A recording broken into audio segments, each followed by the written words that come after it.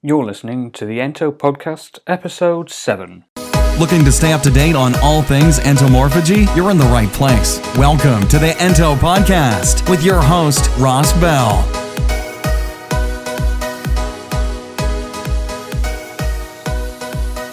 Hi there, Ross Bell here, and welcome to another episode of the Ento Podcast. Before we dive into today's episode, I just want to take a moment to thank our sponsor, Cricket. Cricket for all your dried, flavoured and cricket protein products. Find us at www.cricket.co.uk. Our first story today takes us back to February in episode 1 of the Ento Podcast, where we led with the story of Angelina Jolie at the Cambodian premiere of her film First They Killed My Father, where the BBC had filmed her with her children preparing and eating insects. And she had the great quote of, crickets, you start with crickets and a beer, and then you move on to tarantulas. And I like craft beer and thought this was a great idea, getting people to eat crickets while drinking a decent beer. But this first story comes from the Milwaukee Journal Sentinel. It's by Kathy Flanagan. And Water Street Brewery, for the Milwaukee Beer Week, which begins on the 22nd of April, have produced a chocolate-covered cricket stout.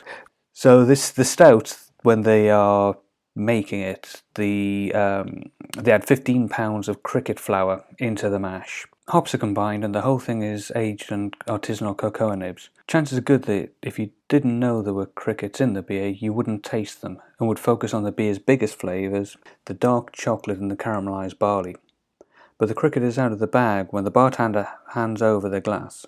Chocolate-covered cricket stout is served in a tulip glass, garnished with a skewer holding a tiny chocolate-covered cricket. And looking at the picture that they've got in the article, there's a massive head on this beer, but it looks more like a Belgian Trappist beer than a normal sort of porter or a stout that you would find in the UK. Anyway, carrying on. Crickets are a curious ingredient on which to make beer, even in the era of stouts made with chilies, maple syrup, fruits and coffee. George Bluvis III, who's the head brewer at Water Street Brewery, points out that the insects make the beer more nutritious than an IPA, as we all know. So crickets contain twice the protein of beef and lots of calcium and B12 vitamins. The beer is unfiltered, so the protein will transfer through, says Bluvis, who had the idea and decided to use Water Street Brewery's 30th anniversary year as an opportunity to introduce the one-off style.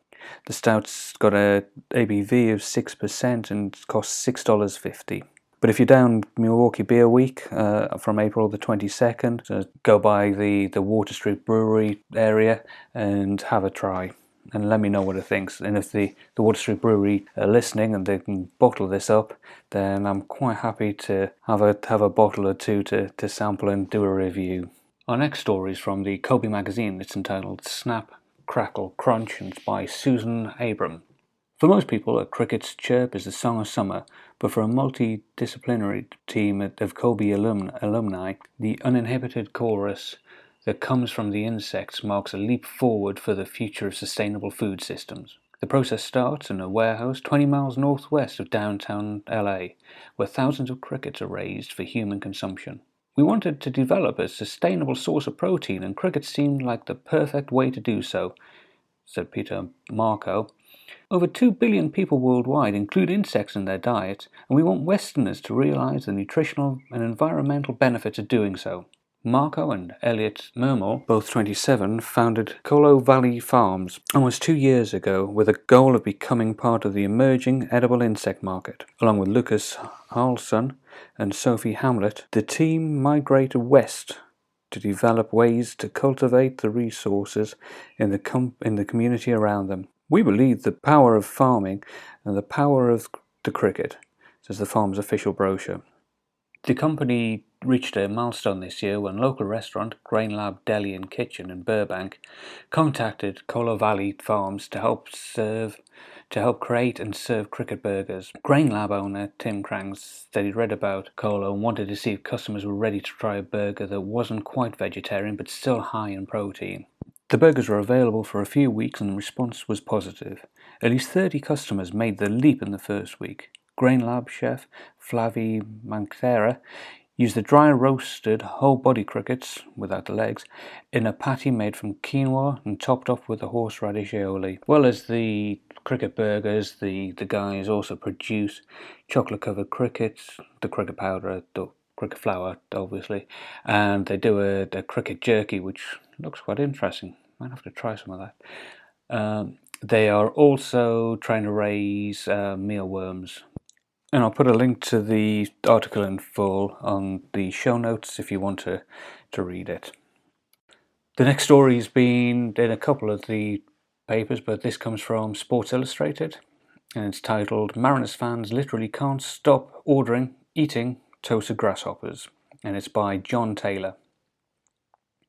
Earlier this week, we noted that the Seattle Mariners were bringing something a little different to their ballpark concessions in 2017, specifically toasted grasshoppers covered in chili lime salt, which have been an instant hit at Safeco Field, with fans rushing to shove as many cooked insects into their mouths as financially viable. The grasshoppers, which are available for $4 for a 4-ounce container, are so popular that the team will now limit sales to 312 orders per game, a number chosen apparently as part of some bizarre Pacific Northwest voodoo, because it represents Edgar Martinez's lifetime batting average of 312. But it appears that other companies have reached out to the Mariners to try and expand their menu of edible insects, but the team's just sticking to grasshoppers for now. So watch out at the ballpark near you, whereas other teams could start trying to introduce them, which would be fantastic news for all of our businesses. This story comes from the Bangkok Post and is entitled "Insect Top Noodles Sell Out in Tokyo." Curious Japanese foodies queued up outside a Tokyo restaurant for a taste of a rare dish, ramen garnished with deep-fried worms and crickets. Within about 4 hours, the Ramen Nagi restaurant had sold out of the 100 bowls of insect tsukumen, sorry for the Japanese there, noodles it had prepared for Sunday's single-day event. The noodles were topped with about a dozen small crickets and mealworms, which the customers then dipped into the soups flavoured with crickets, grasshoppers, or silkworm powder.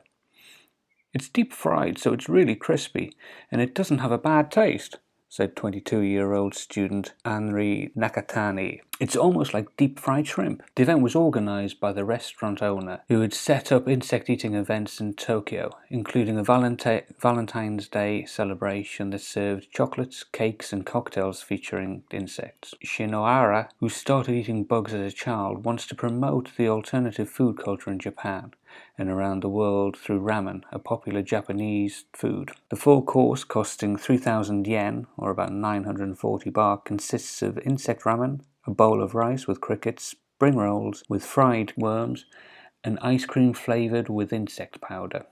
The ramen alone costs 1,500 yen. Now, I've been to Tokyo a few times and I really like the ramen and the noodle bars around town. So would like to try this if I ever get back out there again. I'm not entirely sure that it'll be on the Wagamama's menu yet.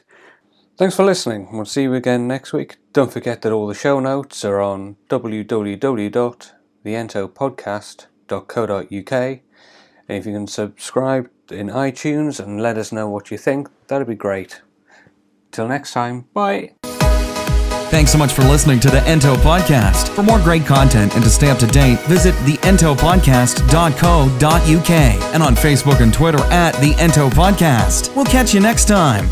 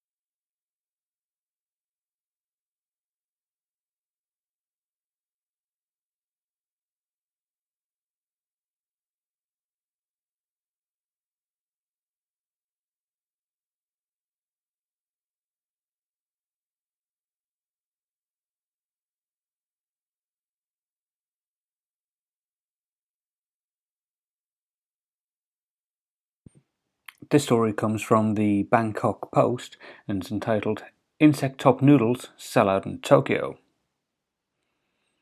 Curious Japanese foodies queued up outside a Tokyo restaurant for a taste of a rare dish, ramen garnished with deep-fried worms and crickets.